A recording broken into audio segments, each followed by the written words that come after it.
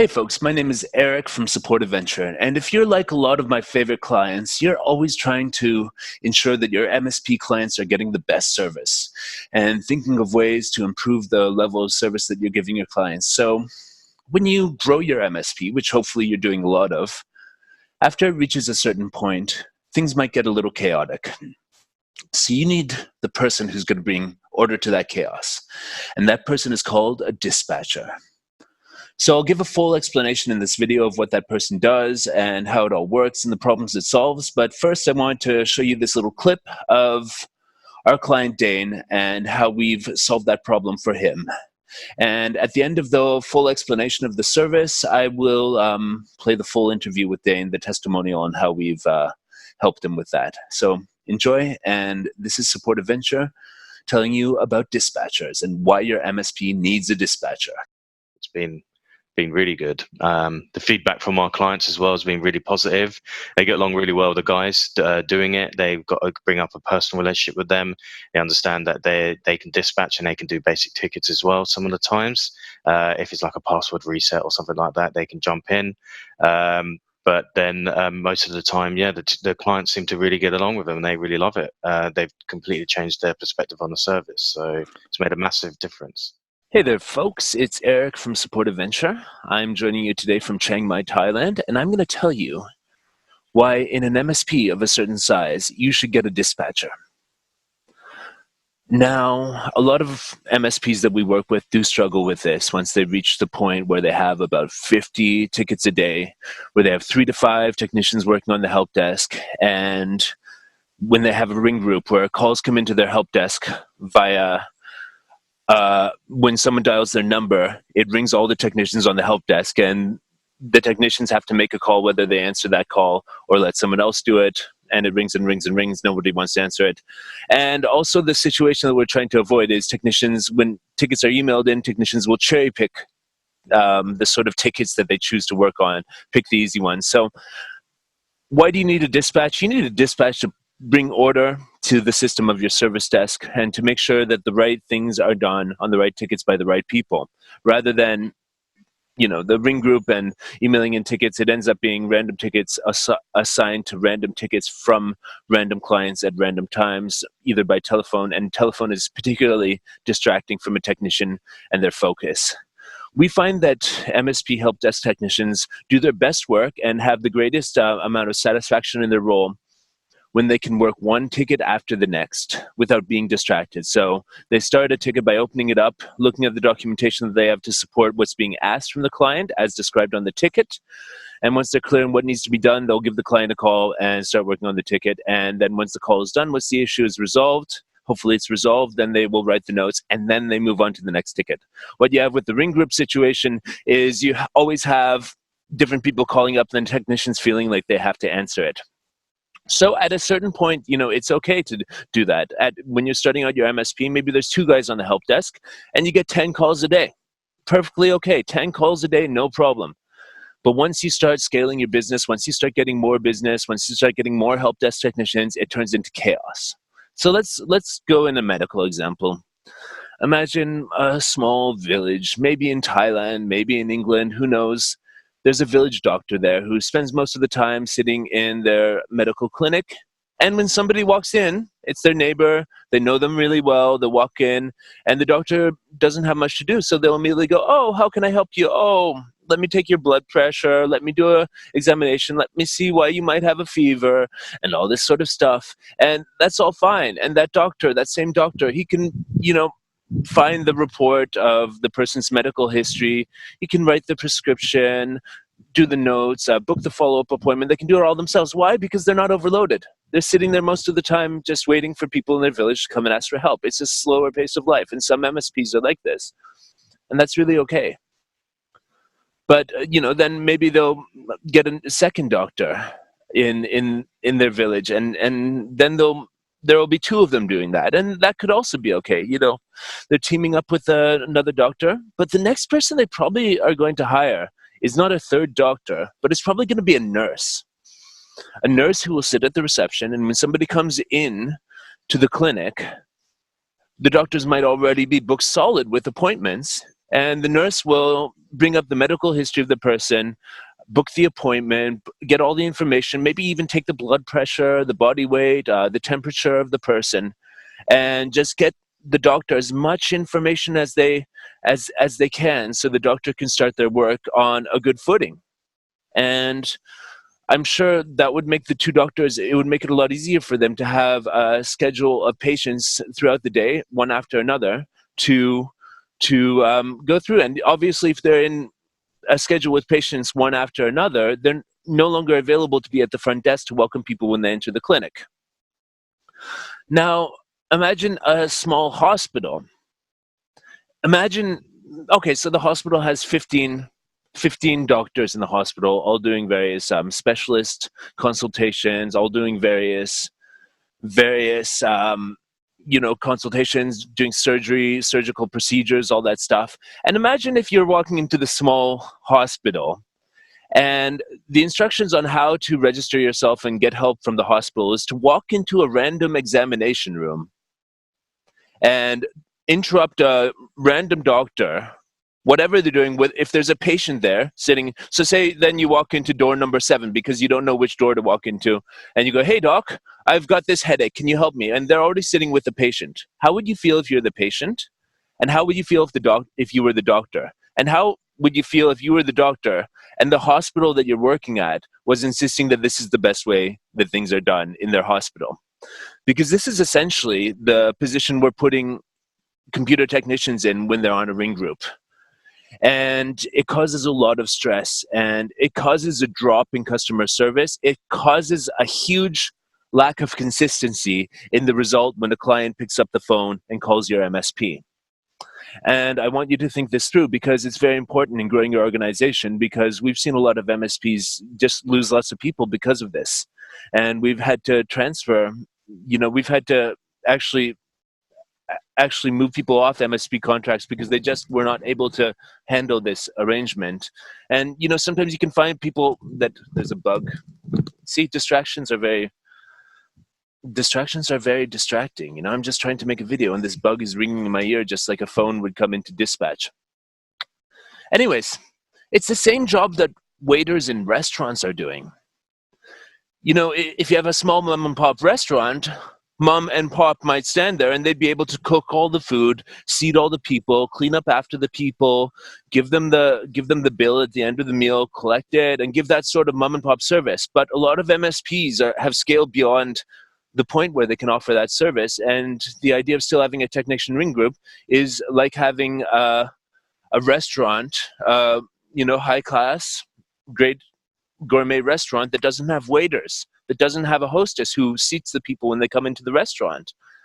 And what the waiters and the hostess and the sort of kitchen dishwashers, what they all do is make sure that the chefs can focus on what they do best, which is making meal after meal to the standards of excellence, to the right recipes which are defined, that's documentation, and to make food that people are going to enjoy. And the more they would be distracted from making that food, you can imagine the more the quality of the meals that are served at that restaurant would go down. If they had to focus on seating people, cleaning tables, if somebody came in and said, "Hey, I've got this coupon, can I apply this to my meal before I order," and all this stuff and all that stuff. This is essentially what we're doing without a dispatch. And imagine the last example I'll give of this, if you walked in an airport and if the thing that you had to do to get on a flight was to walk around and, walk up to the airplanes and say to the pilots, "Hey, are you going to Cincinnati? I'd like to buy a ticket." And they would have to, it works in a small bus station where there's maybe 5 different buses that go 5 different directions and that's it. But once you have an airport that has international destinations, you need an online booking, you need a ticket reservation desk, you need to check baggage, you need cabin attendants. Imagine if a pilot was trying to take off the plane and they had to pick up a ringing phone in the cockpit and somebody was saying, "Hey, I ordered a vegan meal and you guys don't have a vegan meal on board. I'm really pissed off about this." And the pilot's like, "Well, I'm trying to take off a plane right now." So basically, those are some examples. And I think you can now see naturally that it's the same situation in IT. If I'm working on troubleshooting an issue, maybe rolling out a server. If I'm working even on speeding up somebody's machine, if I've got somebody on the line, if I'm in a remote session, I don't want to have to pick up a call from a random person with a random issue. It might not even be for me. It might have been my colleague John has just tried calling someone, didn't reach them. That person called back, and I have to check if John's available. Oh, no, sorry, he's on another call because we're getting 100 calls a day on our help desk line, and he picked one up because that's what he was told to do, that's his job, and he'll call you back later, and you write John a message on Slack or Teams, and basically there's just notification overload when you have this sort of arrangement. But when you consolidate all of this into the role of a dispatcher, or maybe if your MSP is big enough, multiple dispatchers, what we've done in the past is made dispatch communications, which is the person who's talking to everyone, and dispatch operations is the person who's sort of looking in depth at the tickets, at the analysis, the reports, and the skills matrix to make sure the right tickets are assigned to the right ticket. But yeah, once you have these roles put into a dispatch role, then that dispatcher becomes the center of communication, the center of how tickets are getting into the service desk via phone or email, how they're getting assigned to technicians, how the technicians are being held accountable for servicing these tickets and following the procedures and writing good notes on the tickets, and how the tickets are transferred to other people if that technician can't solve them, how things are followed up, and how clients are typically kept in the know about what's going on with their tickets. So the dispatch role is the person who does all of this stuff. And it's very important. We've seen MSPs, just change their game by implementing this role. Because if you're constantly getting interrupted, as a lot of people do with their phones and their Slack and their, whatever, WhatsApp, Viber, we're in a world of notification overload. And if you want to run an MSP where people can do really good work, maintain the right documentation, write the right ticket notes, give the extra mile in customer service, you need to make sure that people have the time and mental space to do that. So what does a dispatcher do? A dispatcher takes calls from clients, screens for easy fixes, so they will make sure that the client has tried restarting their machine before submitting a ticket. Have they tried, and collect basic information. Is this affecting you or someone else in your organization? And from that, they can sort of scope out and triage the ticket like a nurse would in the hospital. And a dispatcher will make sure that the ticket has the correct description, the information in the notes, the right status, priority, and sort of categorization so the reports look correct. They'll screen for the easy fixes, and the dispatcher can even take things like password resets and assign it to themselves to do in the idle moments.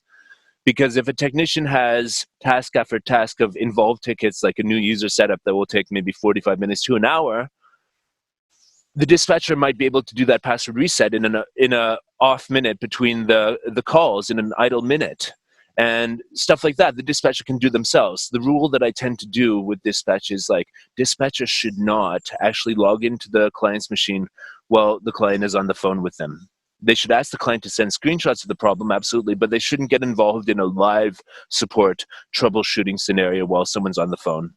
Anything that requires going in the back end, changing a thing or two, permissions, password resets, they can do in their off time, and it can remove a lot of it can give a better response time to a lot of issues than if the person had to wait for a technician. So also the dispatch will have a skills matrix, which essentially means that they will be assigning the right tickets to the right person, because not everybody can do every ticket.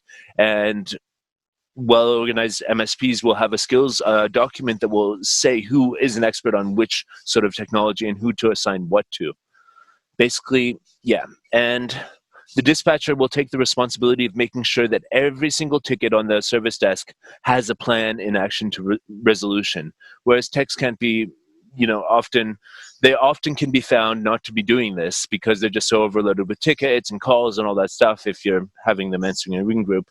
But the dispatcher will look at every ticket that's assigned to every tech every day and make sure that the notes on there actually make it clear where it's at. We like to see ticket notes ended with ticket resolved, next steps, waiting for, or escalation required. Ticket resolved means that, well, they did it. And maybe the dispatcher would look on that ticket later and see if maybe this ticket can be turned into a knowledge base article, maybe if there was any error in documentation that was flagged or something. Next steps would be the technician is taking the responsibility for the next actions are on them. They've scheduled the time for it. They've got a plan for a call the user Dave back later and do this, that, and that, and that's fine. That can stay on them, especially if they schedule the time they're going to do that. Waiting for means they're waiting for either the client or an external vendor to get back to them saying like, oh, the printer arrived from HP and we're ready to set it up. So the next steps in that would be waiting on an external thing to happen, and the dispatcher might take a look and call the client and say, hey, has this happened up, or send an email, hey, has the printer arrived yet? We'd like to move this ticket along. And that's a level of service that when it's just sitting in a technician's queue, you might not reach, but the dispatcher will take responsibility for this. And the last one is escalation requires. So the dispatcher will make sure that the technician who requires the escalation has given enough information for why they require the information, whether it's documentation, and then the dispatcher would make sure that there's a ticket created for that documentation issue to be solved. Whether it's documentation, lack of technical skill, maybe they need like a hire more experienced tech with VMware virtualization. They don't feel comfortable doing that server stuff. Or it could be that there's a business decision that's involved, that the account manager needs to get involved. But escalation required, the dispatcher would take, once he has all the information he thinks would be required of this, take that and then make sure somebody else takes ownership of that ticket. Ownership is the key thing here. Somebody always has to be the owner of everything, and the dispatcher is the person who runs the system of ownership and makes sure that everybody is taking responsibility for ownership of what's assigned to them, or they're taking it off that person if that person doesn't have the time or knowledge or whatever it is to finish that ticket. And yeah, it's just a role that in the growth of your organization, you probably will need if you plan to scale your MSP. If you're fine being a 2-man shop, 3-man shop, if you're only getting 15 calls a day, 10 calls a day, it might be fine to continue what you're doing. If people aren't stressed out, if there's no signs of wear and tear on the technicians from answering all those calls, and there's no signs of balls being dropped, you might be okay. But if you get feedback from your people, and being intermediaries in support events, we hear from our technicians that we assign to clients' contracts, and we hear from the clients, and we try to always look at things from a procedural standpoint. And this is one that we find a lot of MSPs need. So, what type of person is a dispatcher? A lot of people assume that a dispatcher should just be some intern that you get out straight out of college, or it should be some, low-level person that will just answer phones and create tickets. No, the dispatcher has to be a go-getter. It's really good if they have management or people coordination experience and the skills to, in a very non-judgmental and balanced way, hold people accountable based on, to a system with rules and clear outcomes that are documented, and sort of they're running this rule set which makes sure that things get done. So they're a go-getter. They have management experience, coordination experience. One guy who we had great success doing this with, he was previously doing event management at festivals in the UK. And he was, making sure that the catering showed up at the right time, that the projection crew showed up at the right time, sound crew showed up at the right time, that the entertainment performers showed up at the right time. Entertainment is always a bit of a circus, actually, let's say. And the skills that he developed in that made him a very good dispatcher, because IT can also be quite a circus. We also had a guy that we brought into a dispatch role from the U.S. military, from a U.S. military base that he spoke the local language and he was a native English speaker, and he was able to coordinate between the U.S. military and the local authorities. This was in the Balkans, and we hired him, and he was a very good dispatcher because he was used to calling people up and coordinating things. This person will be there at this time, asking why hasn't this been done? Can we do it this way? Can we do it now? Blah, blah, blah, blah, blah. So dispatcher is a go-getter with management and coordination experience. They're technically curious. They might have computer experience, but they're not even a level 1 technician usually, but they're eager to learn, and they're learning more all the time about the technologies in question. So they're not non-technical, but they don't have to be a fully qualified first-level technician, and they certainly don't need to be a service desk manager. A lot of people confuse service desk management with dispatch. They're not the same thing. The service desk manager looks from a bird's eye view on the service desk, the systems that are in place, and sort of alters them. The dispatch is the one who's in the eye of the storm, working with the systems that are in place to get stuff done and coordinate with everybody. They should be able to liaise with management, technicians, clients, and considering all the perspectives of everyone involved all the time in an empathetic way, considering people's, considerations, if that makes sense. You have to listen to everybody and make sure they're comfortable with what they're being assigned and reassign it if they're not. You need to understand the client's perspective. Hey, I submitted this 2 hours ago. Why haven't I gotten a call back? Yes, you're absolutely right. You need to consider the management. Hey, why didn't this technician get this done? You need to consider the technician. Hey, I'm doing 7 different things right now. I can't do this. I'm sorry. And you need to somehow be the empathetic mediation person between all of these people. And also, we already covered this, dispatch takes ownership of getting other people to take ownership. So that's it. I hope you enjoyed this video. End the chaos, get a dispatcher. I mean, I was thinking of getting a client to tell us a little more about how Supportive Venture giving them a dispatcher has changed the game for their MSP. I wonder if I can do that. All right, folks, so we've got Dane, who's one of our clients based in London, who also runs an operation which extends to New York City, and we've onboarded 2 dispatchers for them to handle the incoming calls, the holding the technicians accountable for tasks, and making sure that all the incidents are followed up, that the SLAs are reached, and all of that other stuff that I've been talking about in this video. So, Dane, can you describe what it's been like having our dispatchers onboarded and how it's helped you give excellent service to your clients? Yeah, sure. So it's actually been really easy to do. Eric and Nick, they've helped us out quite a lot on making sure the procedures were all in place, and we took a lot of their advice on how best to do it, followed their guidelines.